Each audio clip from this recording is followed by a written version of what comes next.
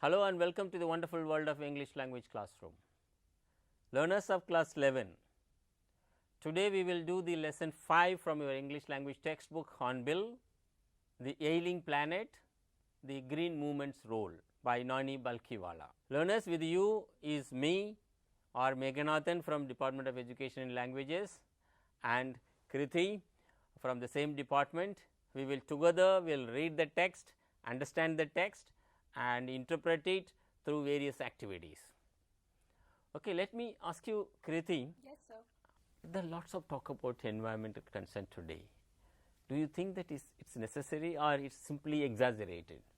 No, sir. I think it's absolutely necessary because the environment we are living in right now has been deteriorating continuously, and we can see the effects in our surroundings as well. Fine, fine. I think learners will agree with that. Okay, before we move on to understand the text by Nani Balkiwala, let's look at the title, The Ailing Planet, the Green Movement's Role. Yes, sir. There are two things. One is something is ailing. Which is ailing? The planet is ailing, the planet Earth. The planet Earth is ailing. We are not bothered much about it. The second is the green movement's role. Let us look at the title. So, there were people who woke up to this, and that movement is called green movement. Learners and Kriti, this was an article published in the Indian Express in 1994, and Balkiwala was concerned about how the planet is being exploited, disturbed, degraded by humans, and he wrote it 20 years ago, 1994, that means 2004 and 2014, now more than 25 years. So, that is one. Before we move on to read the lesson through the summary, interpret it and do activities, let us watch some of the visuals which are just happening in America, and which happened in Australia last year, and which happened in August 2020 in Kerala and in Himachal, Uttaranchal. These are the images. It may be slightly disturbing you learners, but we need to understand and watch it. Here are some of them are from California fire, which is now ravaging currently. Then some of them are from Australia last year. They took lot of time to put it out. Then this Kerala landslide in Idukki killed more than 100 people, buried the workers, the laborers buried in the mud because of that excessive rain. The hills could not hold, so the mud slided. So, this is what we have given you these images with some purpose, because in the text Nani Balkiwala is going to tell us something serious. Come on, let us understand. Kriti, how are the images? So, the images look very horrific, and the destruction which has been made must have been very dangerous to the people around that area. Fine. Okay, come on. I'm going to stop you, but with the horror is not stopping. Learners, I'm not scaring you, but this is the reality. Come on, watch this video, a very short video on Kerala landslide.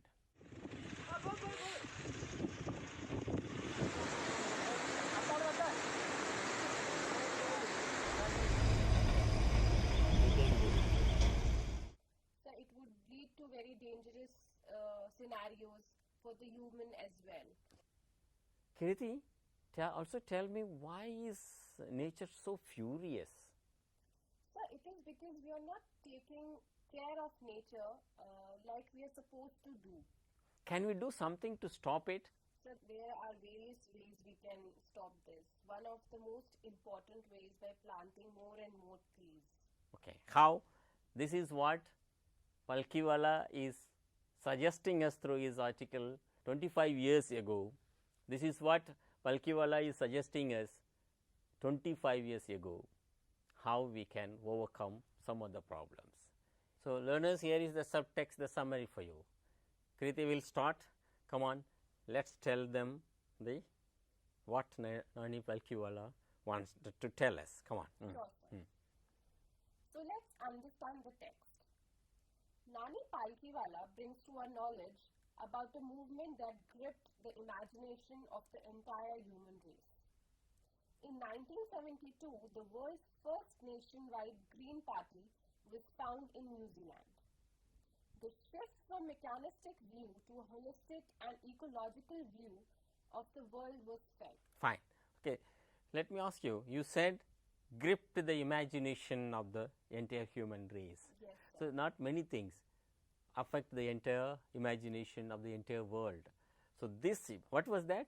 In New Zealand, 1972, the Green Movement party was founded. Yes. Okay. They found a party called Green Party, political party. That means there was a concern for people around the world to protect this one. Then what happened? The shift from mechanistic view to a holistic and ecological view. That's the thing. Learners, what is mechanistic view? I will look at it. Oh, this is happening here and there. It's it's not a big deal. But people started looking at holistically. Then this is what Palkiwala is telling us. Someone look at it. Then what we did was, the shift is as revolutionary as that introduced by Copernicus, who proved that Earth and other planets revolved around the sun. So, it is as big as when Copernicus found, oh, Earth is revolving around the sun. Then the world started realizing that Earth's vital signs reveal a patient is in the declining health. Who is the patient? Earth, the planet Earth. So, when we observed all around the world and the data from agriculture, forestry, fishery and industry proved, oh, someone is ailing. Who is ailing? The very planet in which you are living. The concept of sustainable development was popularized in 1987 by the World Commission on Environment. So, some of the things, the entire world wakes up. So, 1987, the idea called sustainable development. Okay, let us see what is sustainable development. Come on, Kriti, to continue. The Commission defined the ideas as development that meets the needs of the present without compromising the ability of future generations to meet their needs. I don't understand what you are reading. So, I'm putting it, you correct me if I am wrong. You have lot of things to resources, but keep it for the future. Yes. So, learners, when you eat something, when you keep the tap open unnecessarily, imagine that you are robbing off, stealing from your children, your grandchildren. So, you have to keep it for the future generation. Then? Yes. This means Palkiwala explains, without stripping the natural world of resources, future generation would need. So, you don't, the word used is stripping off. You don't just snatch away the natural resources which is meant for the future, for future generation. Then there is very nice example Palkiwala is giving. What is that? Come on, look at it. In the zoo at Lusaka, Zambia, there is a cage where the notice reads the world's most dangerous animal. Inside the cage there is no animal but a mirror where you see yourself. Fine. What does it mean? In Zambia, in Lusaka, there is a zoo in which you can see all other rooms there are other animals. In the particular room, there is a big mirror and that most dangerous animal of the world, and if you go and see, you can see yourself. That means the humans are the most dangerous animal. And sometimes my teacher used to say, dog does its job, tiger does its job, monkey does its job, elephant does its job, but only humans do all others' job and snatch away others' food.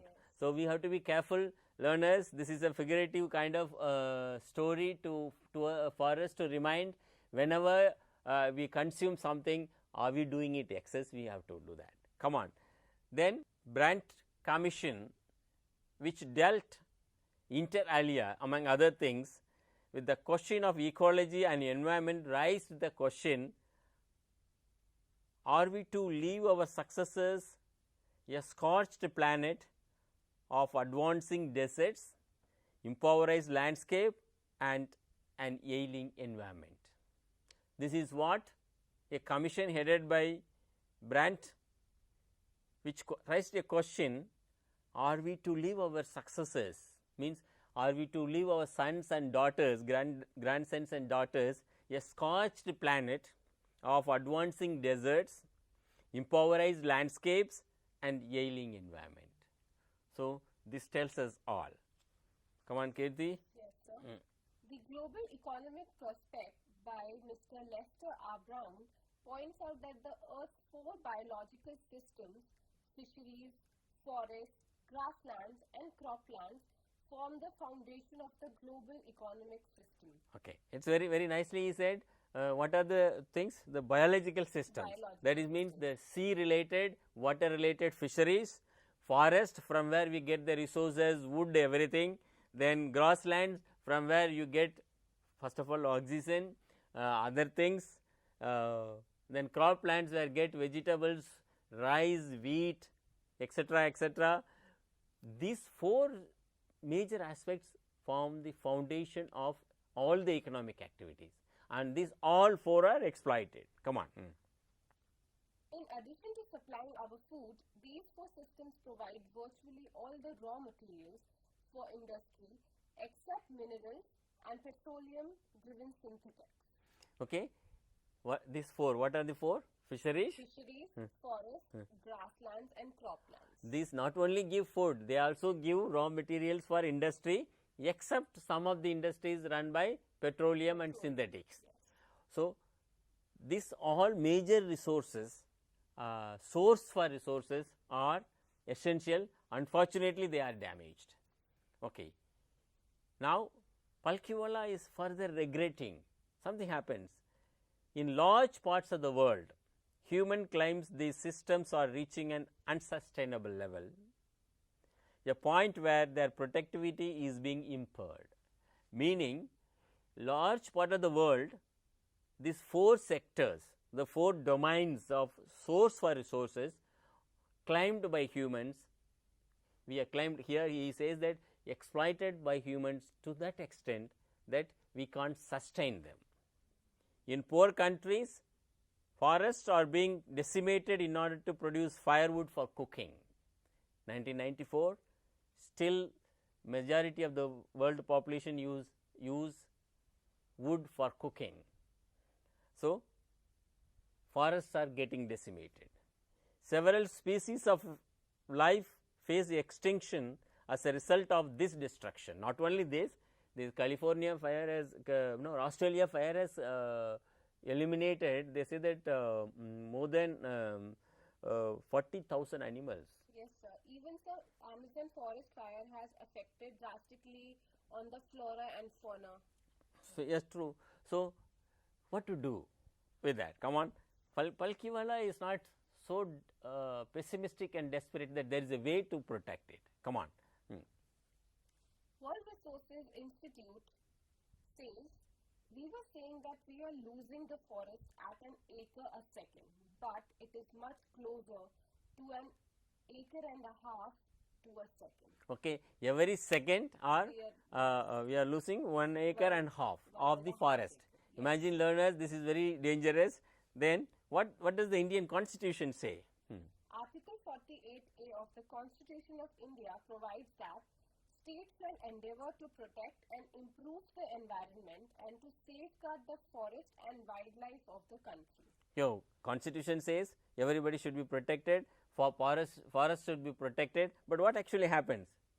Palkhiwala regrets laws are never respected nor enforced in India. He is a jurist, he is a lawyer.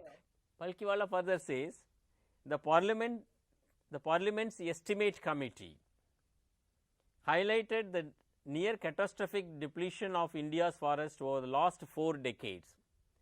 Last 4 decades he meant up till 1990. That means 80s, 70s, 60s. After that 25 years more passed. You know how much we have got depleted. Large areas officially designated as forest land are already virtually treeless. So, you will say the area may be designated as forest, but there is no tree. So, the world population growth was 1 billion in 19th century. By 1900, that is 20th century, it was second billion reached, that means 2 billion was added in the 20th century, but in the at the end of the 20th century 3.7 billion people, that is almost the world population today is 5.7 billion. So, the burden of more and more people also one of the reasons for environmental degradation. Okay, now go ahead. Fertility falls as income rise, education spreads, and health improves. So, it is a universal truth now, economically, socially, politically. If people are educated, they get less number of children, then more health facilities, better education. The welfare economists like Amartya Sen, Keynes, they advocated adopt family planning, reduce population, then give good education, you will not worry about other things. Come on. Palkiwala states development is the best contraceptive. Rich get richer and the poor beget children, which condemns them to remain poor. Fine. That is what Palkiwala is vehement, no, very what's it, severe, and he says that development, you will have to develop. What can develop you, what can progress you, that is education and good health and economic security. So, development is the contraceptive. People are well educated, they will not get unnecessarily get more children, more than the required norm. Population of India is 920 million, which is more than the entire population of Africa and South America. This is what the population was in 1994. Now, we have crossed that 1 billion mark.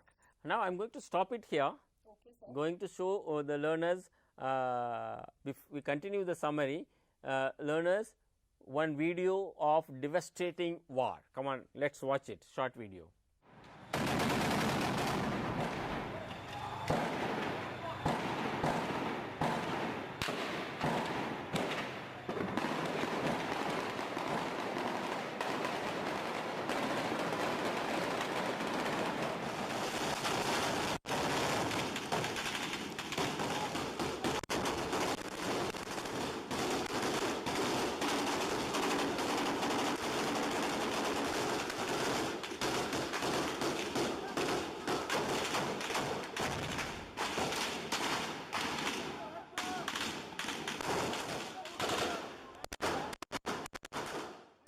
This video is Syrian war, which is also now happening.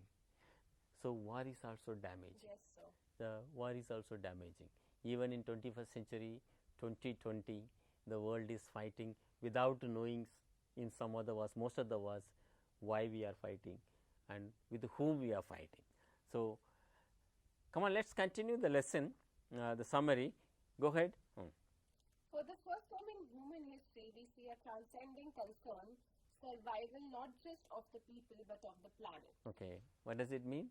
So that means that we not only have to make the environment worthy for us, but we have to take care of the planet as a whole. So, not only humans are suffering, the whole planet is suffering. Yes, sir. Then the environmental problem does not necessarily signal our demise. It is our passport for the future. So some very deep statement, Yes, profound statement. Yes, so, it is not that you will go away, you will be destroyed, but your future will not be fine, means you will be suffering with degraded resources, polluted life. Come on. So, what it leads to? If you want good passport to the good future, he says an era of responsibility. What is the era of responsibility? Era of responsibility, a holistic view, an ecological view, seeing the world as an integrated whole rather than a disassociated collection of parts. So, everyone today has a responsibility, whether it is American president, Indian prime minister, or a worker in the municipal corporation office, or in the village agricultural farmer, everybody should take up the responsibility. That is what it is, the era of the responsibility. Look at, see, whatever happens somewhere in Mississippi or Amazon or in the corner of Tamil Nadu and Jammu Kashmir environmentally would actually affect someone else living in some other part of the world. So, we have to take up the responsibility. How it happened? Industry has a most crucial role to play in the new era of responsibility. industries are the first and foremost people who should actually come forward to reduce pollution, take up the responsibility. So, what kind of example Palkiwala gives? Come on. The chairman of DuPont, Mr. Edgar S. Bullard, who declared himself to be the company's chief environmental officer Instead of chief executive officer. So, if chairpersons, managing directors and CEOs of industrial units become chief environmental officer rather than chief executive officer, then things will improve. We know that there are lots of problems Indian mining industry. Margaret Thatcher once said, no generation has a freehold on earth, all we have is a life of tenancy. It's a very powerful statement. Yeah, with a full repairing leave, meaning you go to a place and you live in a hired rented house. Then the same way we all living on earth as a rented house. When we leave, some owners what they say, when you leave the house you should repair it, everything, whitewash it and give it back to me the way I gave it to you. So, we humans have the responsibility, that is you should all take care of the earth, not pollute it, the way you came to the earth, give it to your children the way you inherited it. Then there is something more. In the words of Mr. Lester Brown, an author, he says, we have not inherited this earth from our forefathers, we have borrowed it from our children. So, all of us think, oh, this is my house, this is my place, I can buy as many as vehicle possible, cars possible. No, you have not inherited this as a gift from your parents, you have borrowed it from your children. So, mind you, that is what Nani Palkiwala. Learners, let me ask you some basic questions to understand the story, the lesson, and Kriti, yes, sir. Come on, answer it. Some words and phrases you locate from the text which the author signifies, referred to the ailing planet. One is? So, because of the degrading health of Earth, he is calling the planet Earth a patient. A patient. Yes, sir. Yes, then?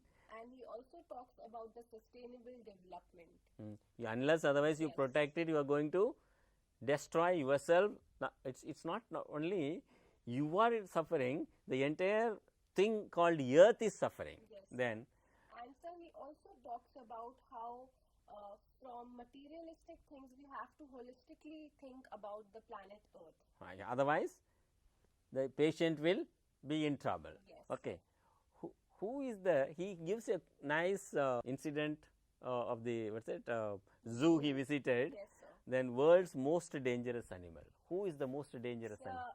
It is definitely us humans, because we are continuously degrading our environment we live in. Very good, very good. How are the Earth's principal biological system being depleted? So, if we talk about the four principal biological systems, that are fisheries, forests, and croplands and grasslands, we see a lot of pollution has been happening in all of these biological systems. There are two things. They are giving food to humans, yes, and also they are contribute to industries also. Yes. How does the growth of population contribute to the environmental degradation? So, he says that we have to control the population, and to do that, he says that if a lot of children or a lot of people are there in the environment, that does not mean that we have more people to work, but that means that we have less amount of food to provide to them or less amount of jobs to give them. Fine, great, great. Learners, United Nations came forward with the extensive consultation with the countries' Millennium Development Goals. There are 8 goals. Let's understand why they are important. Millennium Development Goals. Number 1, eradicate extreme poverty and hunger. People won't be responsible because they don't get food to eat. How can you expect them to be responsible? So, eradicate poverty from this planet. Come on, that is the first millennium goal. Come on. Number 2, achieve universal primary education. India has Right to Education Act. Every child should be in school up to class 8th. Now with the new education policy 2020, all children up to class 10, 12 will be in school. No child will be left out of the school. So, education is the second millennium goal we should be achieving by 2025 or something. Yeah. Third one. Promote gender equality and empower women. Okay. As long as women are treated equal participation in our lives, society, then the world will be a better place. That is the third millennium goal. Yeah. Number 4, reduce child mortality. Even today, children before the age of 10 die of some seasonal disease, some infectious disease. This should be stopped. If 100 children are born, not a single child should die because of this kind of preventable contagious diseases. So, this is the fourth goal. Come on.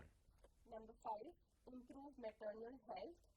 So, when the mother who is pregnant, conceived, is protected well, eats nutritious food and fine, the child will be healthier. And what is the sixth millennium goal? Combat HIV or AIDS, malaria and other diseases. Okay. Some of the diseases are threatening the world time and again. AIDS was one of them. It was a killer disease. So, that was one of the reasons this was included. Learners, we are in September. Last 6 months, what has been happening, we know a virus is threatening the world. So, this is one of the millennium goals, to eradicate, fight against, find medicine, cure such diseases so that people live peacefully. Come on, what is the seventh one? Ensure environmental sustainability. Yeah, this is directly related to what Nani Palkiwala wanted us to do, protect the environment. This is one of the goals, and don't use plastic, these, that, all those laws were brought in. Come on, what is the eighth one, the last one, millennium development goal? A global partnership for development. See, one country, one person, one institution cannot work alone in isolation to protect the environment, because it's everybody. So, institutions and individuals, countries have to come together. This is also one of the, working together is a major thing. Let us also think how we can sustain this earth, sustain humanity, sustain industries, institutions, languages. So, United Nations Development Program came out with, here are the sustainable development goals for you learners. Come on, Kriti is reading out for you. Come on. Number 1, no poverty. Number 2, zero hunger. Number 3, good health and well-being. Number 4, quality education. Number 5, gender equality. Number 6, clean water and sanitization. Number 7, affordable and clean energy. Number 8, decent work and economic growth. Number 9, industry, innovation and infrastructure. Number 10, reduce inequalities. Number 11, sustainable cities and communities. Number 12, responsible consumption and production. Okay, responsible consumption and production. So, not only eating, but also we have to produce. Come on. Number 13, climate action. Number 14, life below water. Number 15, life on land. Okay, life below water, we have to take care of seas, water bodies and also the earth. Come on, that life on water. Come on, here are the two more, last twos. Number 16, peace, justice and strong institutions. Number 17, partnership for the goals. Okay, we need to develop good schools, strong schools, universities, institutions, courts, industries, so that the world sustains intellectually also strong. And not only that, the last goal is coming together and working together. Let us close the part 1 with Mahatma Gandhi's quote, "The earth has all you need, but not all you greed." That means, the earth has all the, earth can fulfill all your needs, but not your greed. So, thank you very much. Thank you, Kriti, for active participation. Thank you, learners.